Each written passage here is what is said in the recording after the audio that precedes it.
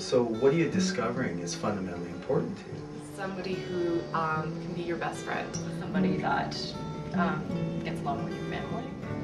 Understanding and patience. I know that's one thing that's so important for me.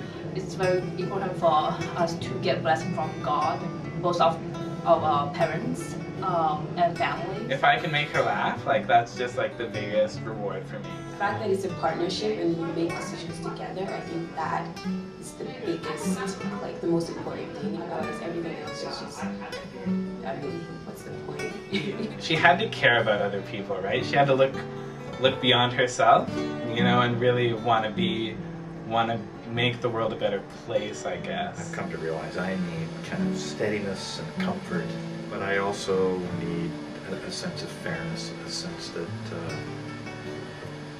being on a team, we're in it together, and that we want the same things and are kind of pulling in the same direction and have each other's back.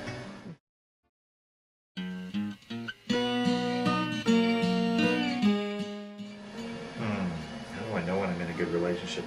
I know it's right when I'm fully at ease. You don't have to change yourself for them. And view them as a friend, not just a girlfriend or boyfriend.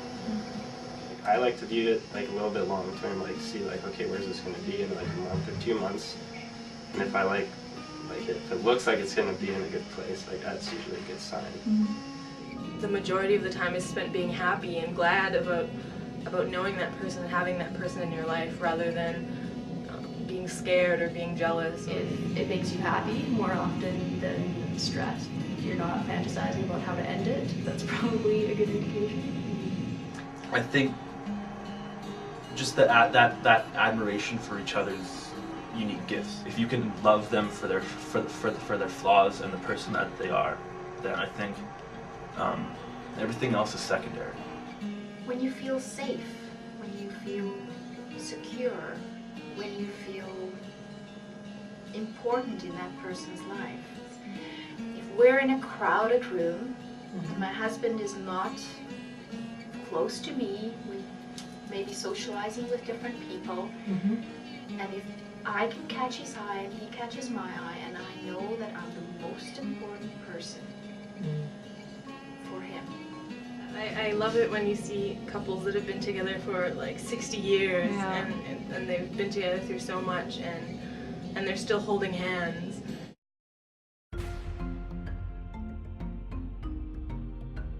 I like to feel like myself plus. A good relationship is a learning experience about yourself and about the other person. And when you're with the right person, it'll also enhance who you are, and it'll enhance your positive qualities. I know I've grown as a person since I've met him. What I'm lacking in some areas, you know, she kind of makes up that other piece, and I'm really like on the go all the time, rushing around and worrying, and she's like, just stop, like relax, let's do some yoga or something, you know. And so this is like something that's totally new to me, and it's awesome. It's working out like really well, and he provides that stability that I need. Like he's my sounding board, and he kind of he always brings me back grounded.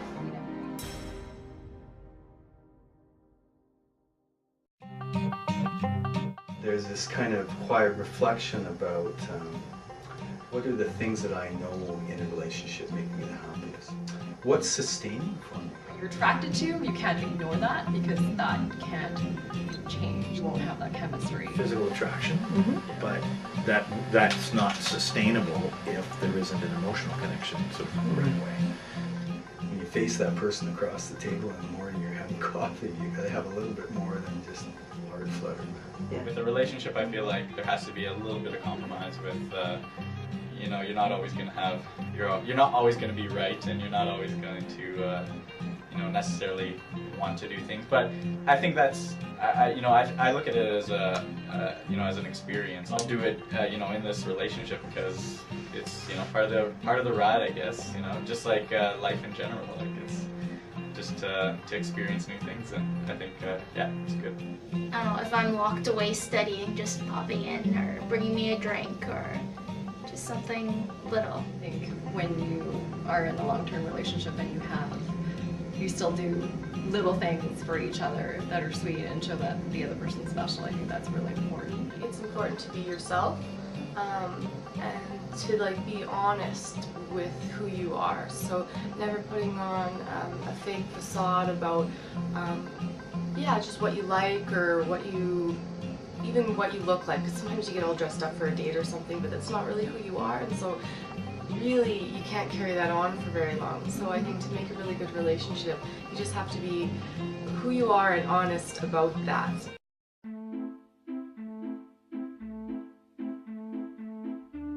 There's an understanding that people have flaws, and to be honest about that, you know, when it comes up is a good way to start that communication. And mostly I'm seeing young women, but I always tell them, you know, your partner can't read your mind. Like, if something that person does makes you upset, you want to let them know, because if you don't tell them, then eventually, you know, it might just burst out all at once, and they're probably going to ask you like, well, why didn't you tell me this earlier? We could have resolved this earlier, and it could lead to more problems. it's so easy to stop talking, and really listening. There was no talking about it. It was just go our own ways, and nobody really dealt with the issue. So it was the same thing over and over. I think even for hard facts, it's important that you are comfortable and become comfortable to talk to me, to tell me what really happened, and trust me too. Like trust me, I can understand and be a comforter for him. If you trust somebody, you're going to communicate better, right? So we always make a point that we sit down and talk things through. When we had like disagreements and things, like he would take the time to actually listen to why I would disagree, and understand my point of view. Good communication. It just means, you know, we can tell each other everything and anything. Even though we're involved in different areas or very active in different things, or we interact with different groups, we still talk about our involvement in that. Probably the biggest reason why we've been successful in the relationship is because we talk about it a lot. And if we have disagreements, we'll always put it on the table and be like, okay, this is why I'm having a bad day, or I was upset with this. You know, it's kind of nerve-wracking when you first start and you're like, hey, I should bring this up. Once you have it out there and you've done it and talked a lot, I think it becomes so much easier and natural just to be like, hey, I'm upset because you did this, and it just becomes easy. It's just, natural. You have that ability to just be very comfortable when you're talking to somebody, and especially when they're talking to you. And a good example of that would be, you know, somebody calling you on your shit, right? Like somebody being like, you're being an idiot. And then you're like, yeah, okay, you're totally right. And if you're in a good relationship, then that different point of view will be projected to you in a way that you can not only understand, but in a way that is gentle.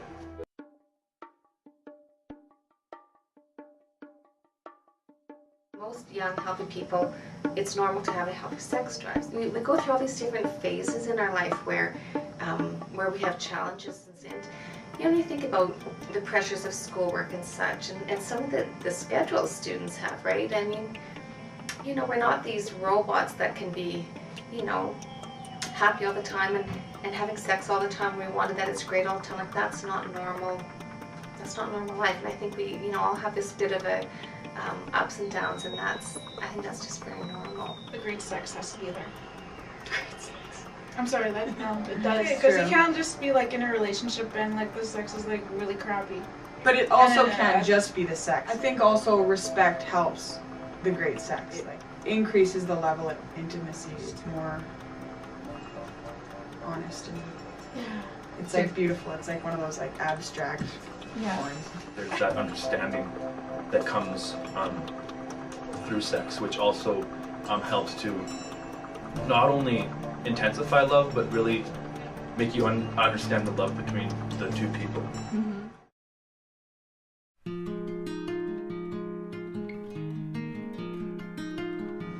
I don't know if there's necessarily a list. what I have on paper and what has actually worked are two totally different things. This list is not really anything that we're saying. It's kind of funny. Like most of those lists are like, it ends up being like this perfect guy or this perfect partner. Now I'm thinking it's a little bit more than that. Yeah, it really is. I don't think there's really specific things I could say that you have to look for, because I've been in a lot of extremely different relationships, and the good ones didn't necessarily have that much in common with each other. You might not have like 100% of what you want, but if you're happy with it, if you're happy with the relationship, then... And sometimes you get what you don't even expect. Yeah. And you're really happy with it. So stay true to what kind of guy you want or what kind of partner you want. Stay true to that. But get rid of the trivial things like, oh, he has to be tall, or he has to have like certain color eyes, or he has to have certain hair. Oh yeah, absolutely. I had my list. and I always thought like I was being too stubborn with my list, but once you begin to compromise on your list, then you're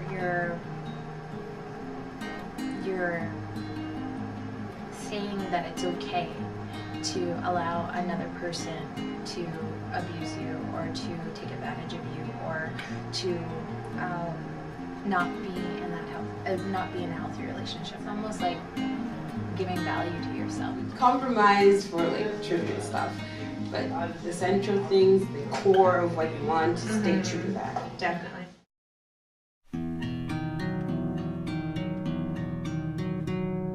Nothing's more important than school. Don't put the other person first before your studies. Yeah, that's something, because it's hard not to, especially if they're not a student. It's hard to find somebody who understands that you have to commit yourself. People come and go, and they might have been the perfect person, but just not right then. You have to take care of you, and the future is an important part of what we do today. So, I kind of do believe that like you can find someone that's perfect for you, but that person's not at the right time, even though you're great together and you guys have a lot of fun and have so much in common and the conversation's great. Like sometimes it just doesn't work because whatever you want to do for your career or your education is not even in the same country, and that's a really hard thing to get over. So I think that's really important that you guys are in the same or similar life kind of stage.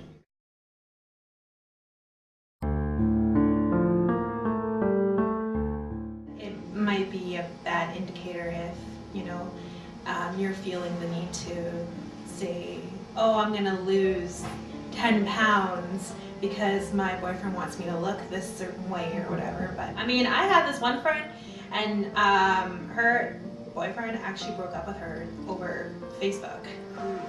Yeah, that's pretty bad communication, I think. If I don't really trust him, if I don't know, if he says that he's out somewhere, and like, do I have any doubts that he's actually there, When you go home, you want to just, put on your sweatpants and take off your makeup and sit around. And if you can't be like that with the person that you're in a relationship with, then I don't think it would really work in the long run. I think when it's not working, it takes a lot of energy and time. Sometimes people don't forget about that, and they're wondering why they're so unhappy. You can really drain yourself doing that, and when you have nothing left, then the relationship is going to fail regardless. I would just think that if it doesn't feel right, it's not. I don't think you can force yourself to trust someone, so either you do or you don't. At some point I learned the hard way, it just didn't matter how much I wanted to be with somebody if she didn't want to be with me. Then in terms of putting the relationship back together, it's completely irrelevant. There's no power on earth that I could wield that could make that any different.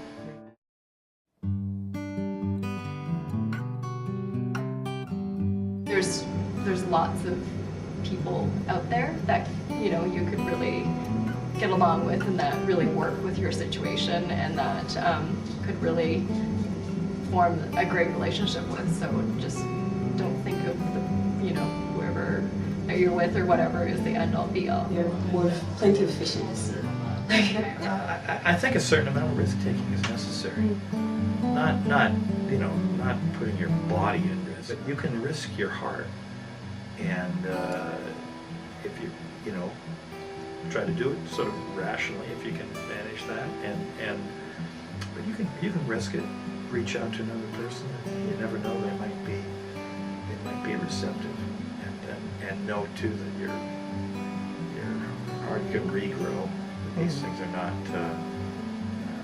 It's a pretty tough organ, and it can regenerate.